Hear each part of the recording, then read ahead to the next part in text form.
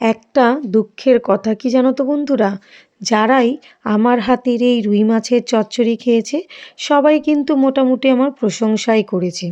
কিন্তু আমার দুঃখটা কোথায় জানো? আমার হাজবেন্ড কোনো দিন খেয়েই দেখলো না আমার হাতের মাছের তরকারি।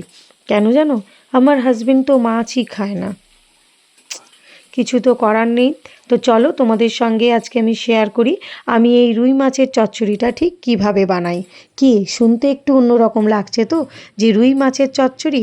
কিন্তু একদমই ঠিক শুনেছো।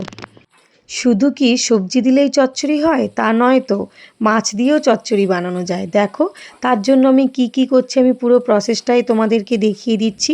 ঠিক ছোট ছোট আলু কেটে আমি সেটাকে লাল লাল করে ভেজে নিয়েছি।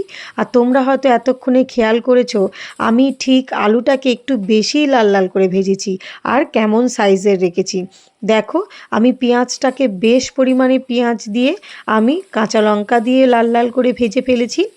তারপরে আমি এর মধ্যে তোমাদের পরিমাণটাও দেখিয়ে দিলাম যে কতটা আমি আদা রসুন ইউজ করেছি।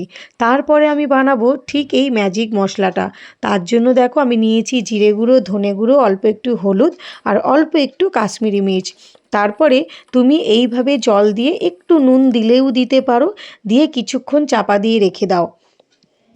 দেখো আমরা যারা ইউজ করি নর্মালি বাটা মশলা, তাহলে তো কোনো কথাই থাকে না। আর যদি গুঁড়ো মশলা ইউজ করো আর আগে থেকে যদি এইভাবে একটু চাপা দিয়ে রেখে দাও না, স্বাদটা প্রায় দ্বিগুণ হয়ে যায়। দেখো আমার ক্যামেরাটাও একটু কেঁপে উঠলো, কেন জানো তো? খুন্তিটা লাফ মেরে কড়া থেকে নেমে গেল, পড়ে গেছে আসলে। দেখো তারপর আমি নুন দিয়ে টমেটো দিয়ে বেশ কিছুটা টমেটো দিয়েছি, তোমরা দেখতেই পাচ্ছ বন্ধুরা। তারপর আমি এটাকে ভালো করে মিশিয়ে নেড়ে নেওয়ার চেষ্টা করছি। তোমরা একটা জিনিস খেয়াল করো, আমি কিন্তু আর এক্সট্রা জল এখানে ইউজ করিনি। যে মশলাটা আমি আগে থেকেই করে রেখেছিলাম, জলের সাথে গুলে রেখেছিলাম, সেটাই আমি দিয়ে দিলাম। তোমরা যদি এই চচ্চড়িটা ঠিক বানিয়ে খেয়ে দেখো না, এতটাই স্বাদ হবে যে বলার মতো নয়। গরম গরম ভাতের সাথে তোমরা বিশেষ করে খেয়ে দেখবে, স্বাদ পুরো মুখের স্বাদ পুরো পাল্টে যাবে। দেখো আমার মশলাটা দিয়ে প্রায় তেল ছেড়ে দিয়েছে, আমি ঠিক এই মুহূর্তে আলুগুলোকে দিয়ে দেবো। তোমরা দেখতে পাচ্ছ প্রায় 90% আমার কিন্তু আলুগুলো সেদ্ধ হয়ে গেছে। আমি ঠিক এই মুহূর্তে মিশিয়ে দিচ্ছি। তারপরে দেখো আমি মাছের মাথাগুলো, লেজাগুলো আর মাছের পিসগুলোকে আমি এর মধ্যে দিয়ে দেবো। আর তোমরা চেষ্টা করবে বন্ধুরা সবসময় মাছের মাথাগুলোকে একটু ভেঙে দিতে, কিন্তু এটা খেয়াল রাখবে যেন মাছের পিসগুলো ভেঙে না যায়।